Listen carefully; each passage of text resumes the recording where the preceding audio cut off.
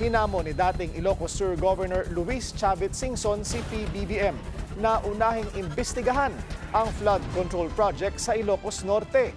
Kasabay niyan, itinanggi ni Singson na may ghost project sa Ilocos Sur ang kanilang kumpanya. Narito ang agenda report ni Liza Bonzo.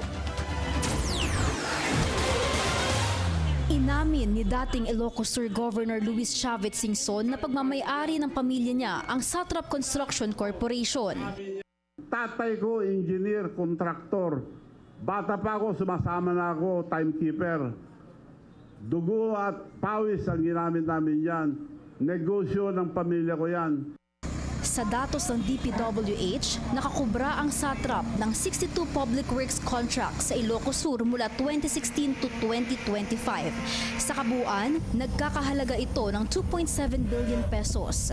Sa kasalukuyan, di bababa sa 10 posisyon ang hawak ng pamilyang Singson sa lalawigan ng Ilocos Sur. At ayon sa COMELEC, bawal tumanggap ng government projects ang mga kontraktor na pagmamay-ari o malapit sa isang politiko. Sa isang panayam dati ng Billionaire News Channel kay COMELEC Chair George Garcia, sinabi niyang posibleng maharap sa kasong anti-graft and corrupt practices si Singson. Sagot ni Singson, handa raw siyang magpakulong kung makitaan ng ghost projects ang contracting firm. Pero nang tanungin kung handa rin ba siyang harapin ang posibleng kaso sa COMELEC, bawal kung nandun ka pa rin. Conflict of interest. giit niya, wala naman na raw siyang pwesto kaya pwede na silang tumanggap ng mga proyekto. Pero sa kasalukuyan, may anak siyang nakaupo bilang mayor sa Vigan na si Randy Singson.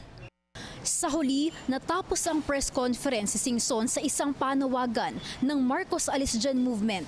Anila, dapat nang magbitiw si Pangulong Bongbong Marcos sa kanyang pwesto.